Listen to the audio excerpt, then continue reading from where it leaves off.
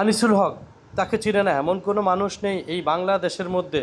তিনি ৬৪ জেলার প্রত্যেকটা মানুষের কাছে একজন পরিচিত মানুষ। তার নাম আনিসুল হক। তিনি জন্মগ্রহণ করেছিলেন কসবা থানার এক প্রত্যন্ত গ্রামের পরিবেশের মধ্যে তিনি বেড়ে ওঠা। সেখান থেকে তিনি একজন আওয়ামী লীগ রাজনীতিবিদ ছিলেন। তিনি ছাত্রজীবন থেকে আওয়ামী লীগের রাজনীতিতে জড়িত আছেন। রাজনীতি জীবন থেকে তিনি একপন্থী আওয়ামী লীগের হয়ে কাজ করে যাচ্ছেন নিয়মিত। তাই তিনি যখন এমপিত্ব পেলেন তখনই তিনি হয়ে গেলেন একজন মন্ত্রী। আর এক এক নয়, দুবার হয়েছেন আইন মন্ত্রণালয়। সে আইন মন্ত্রণালয়ে এমন কোনো সিন্ডিকেট নেই যা তার বাণিজ্যের মধ্যে পড়েনি। তিনি প্রত্যেকটা নিয়োগের ক্ষেত্রে তার এলাকার লোকদেরকে অগ্রাধিকার বেশি দিয়ে এবং প্রত্যন্ত গ্রামের প্রত্যেকটা মানুষের কাছ থেকে 10 থেকে 12 লাখ টাকা নিয়ে নিতেন এক একটা চাকরিজীবীকে চাকরি দেওয়ার নাম করে তিনি। এবং কি তার এলাকার প্রায় 2 হতে 2,500 মানুষকে চাকরি দিতেন প্রতি বছরে।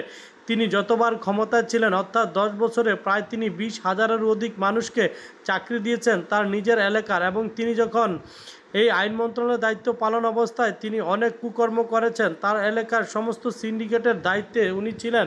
তিনি একটা সিন্ডিকেট গড়ে তোলেন যার মূল রহস্য হলো বিভিন্ন টেন্ডার থেকে শুরু করে সব কিছু তিনি তার আয়ত্তে নিয়ে আসতেন। তিনি কোটি কোটি টাকা এই আইন মন্ত্রণালয় থেকে প্রতি বছর আদায় করে নিতেন এই আইন মন্ত্রণালয় থেকে। তাই এই আইন মন্ত্রণালয়ে যতগুলো বাজেট হতো তার থেকে একটা পার্সেন্টেজ পেতেন এই আইনমন্ত্রী। এবং তিনি আইন মন্ত্রণালয় থাকতে এরকম কিছু আইন তৈরি করেছেন যেগুলো শুধু একমাত্র শেখ হাসিনাকে ক্ষমতা রাখার জন্যই ব্যবহার করা হতো এই আইন মন্ত্রণালয়ে। তারা কিছু আইন তৈরি করেছে যেগুলোতে বিরোধিতা করেছিলেন সেই সময়ের প্রধান বিচারপতি সিনহা মোহাম্মদ স্যার, কিন্তু তাকেও তারা ছাড় দেয়নি। তাকে বিভিন্নভাবে হেনস্থার শিকার করে তাকে অবশেষে দেশ থেকে তারে বিতাড়িত করেছেন এই আইন মন্ত্রণালয়ের এই আইনমন্ত্রীর নির্দেশে। তিনি একজন শুধু মানুষ নয়, জানোয়ারের মতো তিনি ব্যবহার করতেন মানুষের সাথে।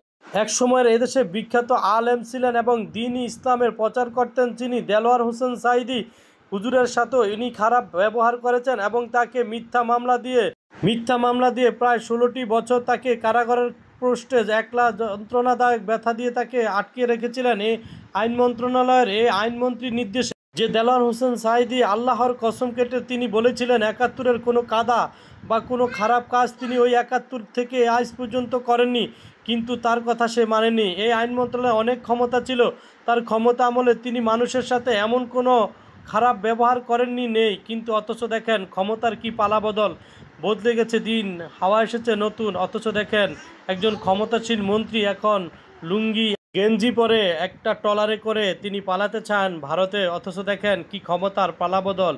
এই যুগে আমরা ক্ষমতা নিয়ে কত বড়াই কত অহংকার করি, বঙ্গবন্ধু শেখ হাসিনা বলে নিজের জীবনটাকে উৎসর্গ করে দিতেছে। আসলে কি জানেন যে প্রধানমন্ত্রী তার নিজের দলীয় কর্মীকে একা ফেলে বিদেশে পালিয়ে যেতে পারে, সেই দেশের এই আইনমন্ত্রী, এই স্বরাষ্ট্রমন্ত্রী, এই পররাষ্ট্রমন্ত্রী এদের খানা নেই। তাই বলতে চাই ক্ষমতার সব কিছুর ঊর্ধ্বে নয়, আগে মানুষকে ভালোবাসো। মানুষকে যেদিন ভালোবাসতে পারবে সেদিনই সব কিছু তোমার কাছে আপন মনে হবে। মানুষ সবার আগে, তার আগে কিছু।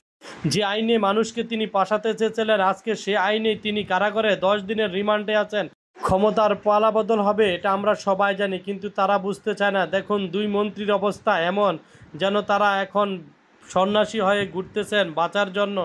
আমরা তাই যে যাই করবো না কেন অবশ্যই আমরা নিজেদেরকে মানুষ হিসাবে গণ্য করব ইনশাআল্লাহ।